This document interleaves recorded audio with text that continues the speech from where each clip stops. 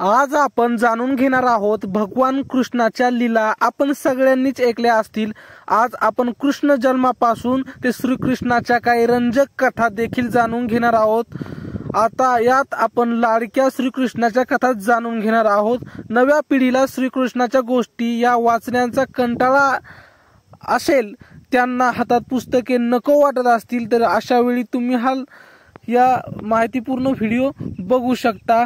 ही कथा आहे द्वापर युगातील। त्यावेळी भोजवंशी राजा उग्रसेन मथुरामध्ये राज्य करत होता, पण त्या राजाचा मुलगा कंस हा फारच आततायी आणि वाईट होता। त्याने आपल्या वडिलांची सत्ता हिसकावून घेतली।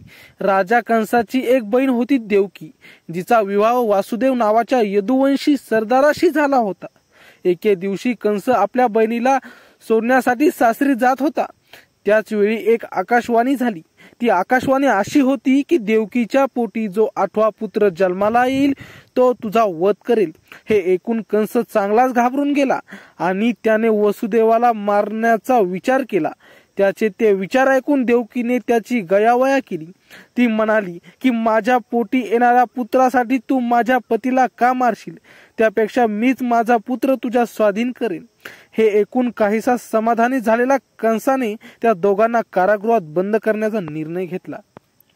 कारागृहात देवकी वासुदेव यांना 7 पुत्र झाले। तिने राजा कंसाला ते सगळे पुत्र देऊन टाकले। त्याला ऐकू आलेल्या आकाशवाणीच्या भीतीने त्याने देवकीचे ते 7ही पुत्र मारून टाकले। देवकी पुन्हा एकदा गरोदर राहिली। आता यावेळी तिला पुत्र झाला तर तो तिला कंसाला देणे गरजेचे होते, पण देवकी आणि वासुदेव यांना आता त्यांचे हे दुःख सहन होत नव्हते। त्यांनी बाळाच्या सुरक्षेसाठी अनेक प्रार्थना केल्या। ज्यावेळी त्यांना पुन्हा एकदा पुत्र झाला त्यावेळी त्यांना आनंद झाला, परंतु त्यासोबत हा मुलगाही कंस मारून टाकेल याची भीती वाटली। परंतु त्याच वेळी त्यांच्या कारागृहात एक लख्ख प्रकाश चमकला। हातात चक्र, गदा, कमळ धारण केलेला आणि 4 भुजा असलेला देव प्रकटला। हे पाहून त्यांना फार आनंद झाला। त्या दोघांनीही त्यांचे पाय धरले। त्यांचे दुःख जाणून त्या दोघांना सांगितले की या बाळाला घेऊन राजा नंद यांच्या घरी जा असे सांगितले आणि त्या देवाने लहान बाळाचे रूप धारण केले। राजा नंद यांची पत्नी सुद्धा त्याच वेळी गर्भवती होती। तिच्या पोटी मुलगी जन्माला आली। ती कन्या एक मायावी रूप होते। त्या मुलीच्या जागी या बाळाला ठेवण्याचे वासुदेवाला सांगण्यात आले, परंतु बाहेर विजा चमकत होत्या, पाऊस धो धो पडत होता। अशा वेळी त्या लहान बाळाला घेऊन कसे काय जायचे असा प्रश्न पडला। त्याच वेळी त्या प्रकटलेल्या देवाने सगळे मार्ग मोकळे होतील असे सांगितले होते। आपल्या बाळाच्या सुरक्षेसाठी वासुदेव भर पावसात एका टोपलीत बाळाला घेऊन निघाले। त्यावेळी कारागृहाचे दरवाजे आपोआप उघडले। कारागृहाचे पहारेकरी झोपून गेले। उसळलेल्या यमुना नदीने देखील मार्ग उपलब्ध करून दिला। त्यामुळे राजा नंदकडे जाणे सोपे झाले। राजा नंद आणि राणी झोपी गेली होती। त्यांच्या पाळण्यात कन्या होती। त्या कन्येला घेऊन आणि आपल्या सुपुत्राला पाळण्यात ठेवून वासुदेव निघाले। त्यावेळी जे कारागृहात पोहोचले त्याच वेळी कंसाला देवकी बाळंतीण झाल्याचे कळले। त्याच क्षणी त्याने झालेल्या बाळाला घेऊन येण्याची आज्ञा दिली। कन्येला घेऊन पहारेकरी कंसकडे गेले। आपला कर्दनकाळ असलेली ही कन्या आताच मारून टाकण्यासाठी त्याने तिला जमिनीवर आपटले। त्याच क्षणी ती मायावी कन्या हवेत उडाली। म्हणाले, अरे मूर्खा, तुला मारणाऱ्याने आधीच जन्म घेतला आहे आणि तो राजा नंदाच्या घरी अगदी सुखरूप आहे।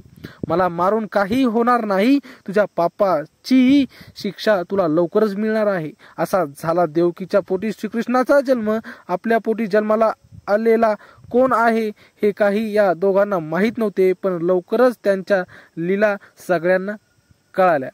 कालिया मर्दनाची गोष्ट। कृष्ण लहानाचा मोठा हा गोकुळात झाला। यमुनेच्या काठी आपल्या मित्रांसोबत खेळायला त्याला फारच आवडायचे। त्याचे सवंगडी या ठिकाणी विटी दांडूसारखे अनेक खेळ खेळत असत, पण एके दिवशी यमुनेच्या काठी जाणे ही गावकऱ्यांना नकोसे झाले, कारण या यमुना नदीत कालिया नावाचा एक भला मोठा साप आला होता। तो या नदीत आल्यापासून त्याने गावातील लोकांना त्रास देण्यास सुरुवात केली होती।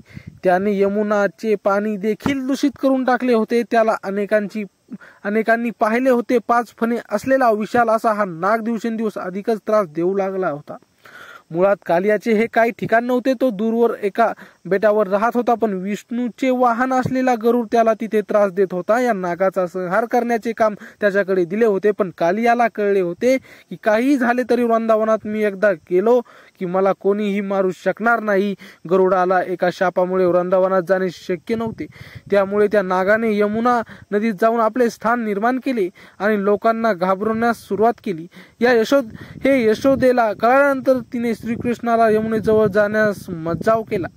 पण या कालियाचा संहार भगवान श्रीकृष्णाकडूनच होणार होता. म्हणूनच एके दिवस आपल्या सवंगड्यांना घेऊन तो विटी दांडू खेळत होता. खेळता खेळता त्याने जोरात विटी यमुना नदीत मारली. विटी काढण्याचा बहाणा करून त्याने यमुना नदीत उडी मारली. त्याने उडी मारल्या सगळेच भयभीत झाले. आता या कृष्णाचे काय होईल? हा कालिया त्याला खाऊन टाकेल अशी भीती सगळ्यांना वाटू लागली. सगळीकडे आरडाओरड सुरू झाली. ही बातमी राजा नंद आणि यशोदा माई पुढे गेली. तिच्या अंगाची सारी ताकदच निघून गेली. ती भयभीत होऊन धावत पळत यमुनेच्या काठी आले.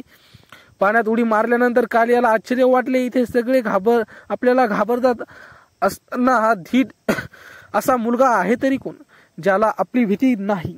कालियाने आपल्या शेपटीने कृष्णाला आवळायला सुरुवात केली, तर कृष्णाने आपल्या शक्तीने आपला आकार वाढवण्यास सुरुवात केली. आपला आकार त्याने अशा काही वाढवला की त्यामुळे कालियाची पकड सैल होऊ लागली. त्याच्या शरीरावर ताण पडू लागला. त्याचाच फायदा घेऊन कृष्णाने त्याची शेपटी पकडून त्याला गरागरा फिरवले. त्यामुळे त्याचे 5 फणे पाण्यावर आले. त्याला पाहून लोक अधिक घाबरून गेली. हा कसला चमत्कार! एवढ्यात बालकृष्ण आपल्या मूळ रूपात आला आणि तो कालियाच्या डोक्यावर चढला. कालियाच्या डोक्यावर चढून त्याने नाचण्यास सुरुवात केली. ही लीला पाहून अनेकांना आश्चर्य वाटले. हा सर्वसामान्य बालक नाही याची ओळख सगळ्यांना झाली. कालियाच्या डोक्यावर नाच करताना तो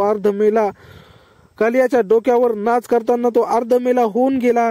त्याला तसे पाहून त्यांच्या कुटुंबाने त्याला जीवदान देण्याची विनंती केली. त्यानंतर कृष्णाने त्याला जीवदान दिले आणि यमुना नदी सोडून जाण्यास सांगितले. त्याने यमुना नदी सोडल्यामुळे सगळ्यांनाच आनंद झाला. तर ही छोटीशी कथा कशी वाटली कमेंटमध्ये नक्की सांगा आणि आमच्या असे नवीन व्हिडिओ पाहण्यासाठी चॅनलला मात्र सबस्क्राईब नक्की करा. भेटूया पुढच्या व्हिडिओमध्ये. तोपर्यंत धन्यवाद.